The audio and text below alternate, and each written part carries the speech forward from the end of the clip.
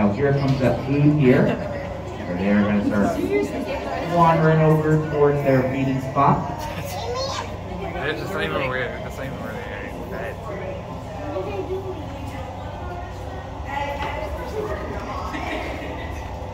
And they're going to be getting a mixture of small fish today, Litle, French herring, and stuff like that. They're going to be swallowing those fish whole. They do digest every part of the fish. They have very, very powerful stomach acid. And allows them to break down even the cartilage and bones of those fish. So unlike some other animals like owls that regurgitate the hard to digest bits, that is not something that our penguins do. They're breaking down every single part. Now they are, when they are swallowing those fish whole, they are going to be using some special barbs in the back of their throat to pull those down. So they do have a nice adaptation to achieve that as well. Those will keep any fish that they were, if they were out swimming, from those keep those fish from escaping or swimming out. Now our penguins actually do eat quite a bit of food, so even though they are very small, they can eat up to 20% of their body weight every single day. It is quite a lot of food. For someone my size, about 200 pounds or so, that'd be the equivalent of 160 quarter-pounder cheeseburgers. So they are really able to pack it away. Now, they don't usually eat that every single day, but they will eat pretty close to it.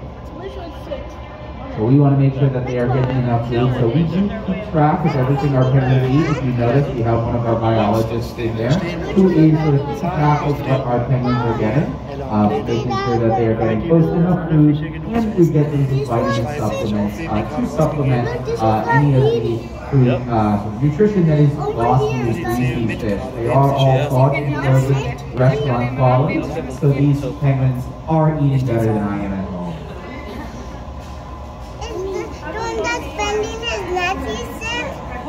So there are a few that have not sort of gone over, on both sides, left and right. And that is because penguins are what we call self-regulators when it comes to food, which just means that these penguins were fed earlier, so these penguins that are off on the side may just not be hungry right now. They can sort of decide when they have had enough food, when they are done eating, and they'll just remove themselves from the source of temptation. Now this seems like something that would be a no-brainer. Every animal seems like they should be able to do this, but if you have a cat or a dog at home that eats until they get sick, that would be an example of an animal that is not a self-regulator. Something I'm working on with my cat. Almost there.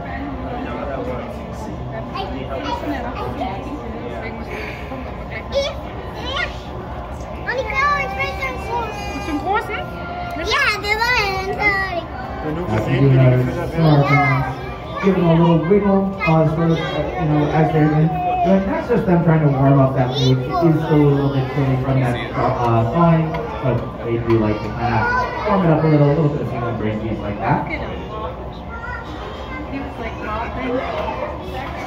Now, one of my favorite things about the penguins is, of course, that they look so cute. They look like they're wearing these little tuxedos. In addition to making them look very fancy, this does serve another purpose. This is a very simple form of camouflage called counter shading.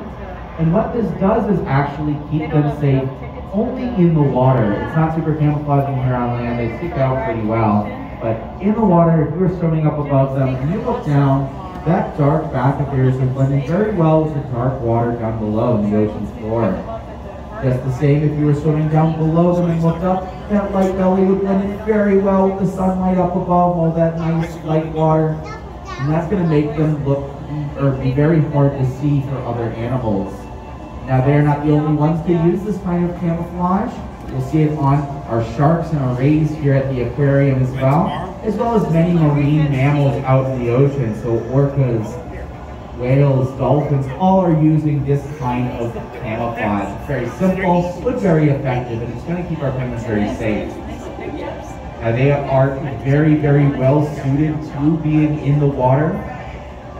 So not just that camouflage, but they have a number of other adaptations that make them very good at swimming.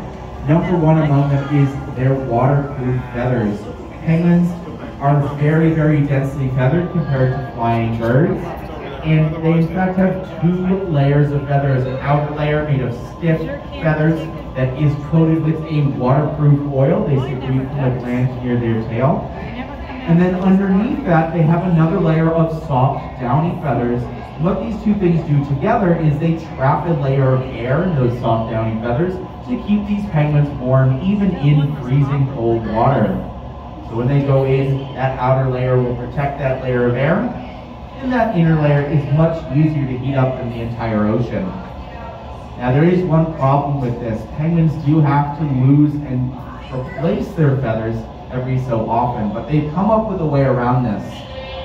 When they do lose feathers, rather than lose a few here and there, which could compromise that waterproofing, they lose them all at once, what we call a catastrophic molt, and they'll grow them back in about a 2 to 4 week period, that whole losing and replacing them.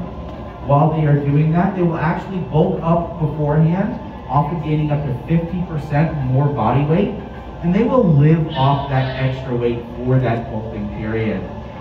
This is something very different than the way that flying birds do it. Flying birds replace them whenever they want to. Whenever a feather is going to get broken, it's going to get replaced pretty soon.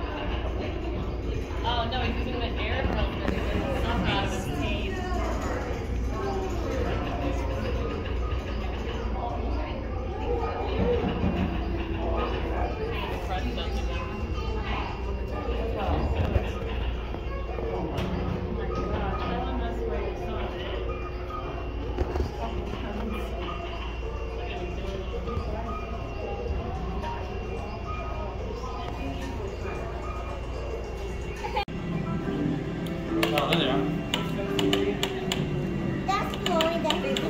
Oh, see,